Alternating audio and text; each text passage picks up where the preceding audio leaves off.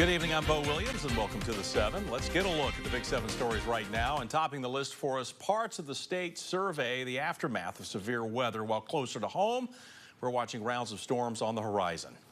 Now, 2 tornadoes have now been confirmed from yesterday in Middle Tennessee. You're looking at video of the storm in DeKalb County. The National Weather Service confirming that an EF1 tornado touched down in the area with winds up to 100 miles per hour. Meanwhile, an EF0 tornado was confirmed to have touched down yesterday in Lebanon with winds of 70 miles per hour. National Weather Service has been assessing the damage all day. Well, a big leadership announcement for Knoxville's Catholic Diocese. Tonight, a new bishop has been named, Pope Francis, appointing Father James Mark Beckman to serve as the 4th bishop of the diocese. Father Beckman was a priest for the Diocese of Nashville for more than 30 years. Bishop-elect Beckman will replace Archbishop Shelton Fobb, who has been serving as the apostolic administrator for the past 10 months. He arrived after the resignation of former Bishop Richard Sticca following a 2022 lawsuit accusing him of covering up an alleged rape of a diocese employee by a seminarian.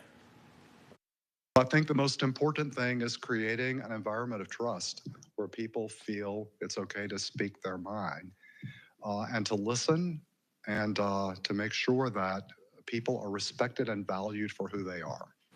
Archbishop Fobb will continue to lead the Diocese of Knoxville until Bishop-elect Beckman's ordination, which is set for July. Next for you, big answers in a deadly crash. Clinton police in the last few hours revealing the name of the woman killed, Deborah Smith. The crash happened Saturday just before noon along North Charles Severs Boulevard near the I-75 interchange. According to Clinton police, a car was driving east, but when the road started to curve, the car then went through the center grass median and into oncoming traffic. That car hit an SUV head-on, causing it to turn over and land in a ditch.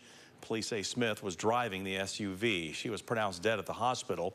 3 others were injured but are expected to be okay.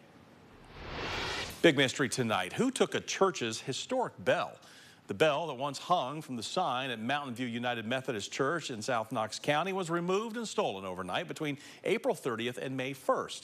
Now, Pastor Gracie Ellis arrived at the church on May 1st and discovered the bell had been ripped from its base. The bell is around 85 years old and came from the former Rockford Methodist Church that merged with Arrowhead Methodist Church to create Mountain View in 1981. Ellis says she remains hopeful, though, that it will be returned. If they were to bring it back, we would offer them love and reconciliation, no consequences or ramifications. We're a church that embodies open hearts, open minds, open doors, the motto of the United Methodist Church, and we'd offer them the same love and reconciliation we'd give to anybody that walks through our doors. Ellis is also asking people to keep an eye out at places like pawn shops and metal scrap sales. Next on our Big 7 list for you, police not getting much help in a shooting investigation. It sent a 21-year-old to the hospital over the weekend. According to police, officers got a call around 2:30 a.m. Saturday about a shooting along Western Avenue. A 21-year-old victim was found at the scene and taken to UT Medical Center, where he's in recovery.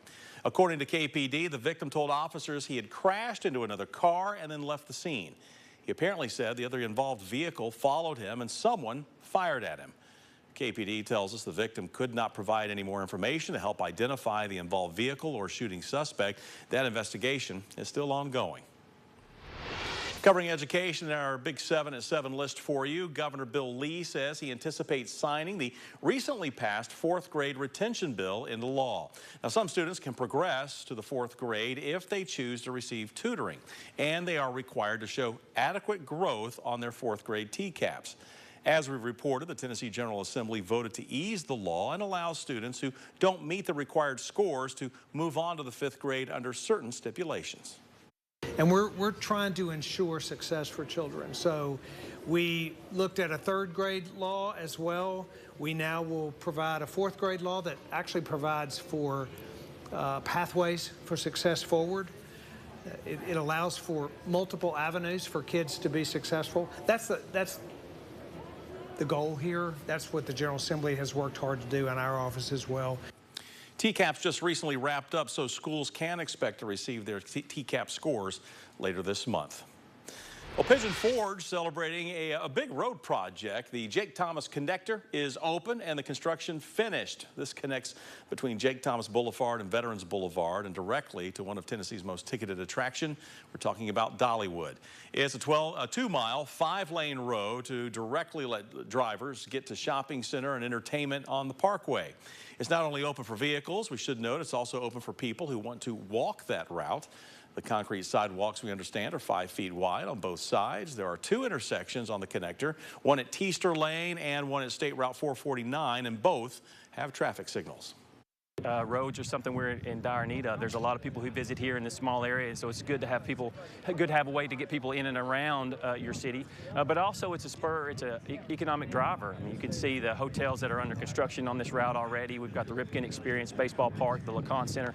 This will mean a lot for economic development for our city, which means tax revenue, which also means better services and quality of services back to our residents. This is not the only project Pigeon Forge is working on. Mayor David Ware says there is more to come.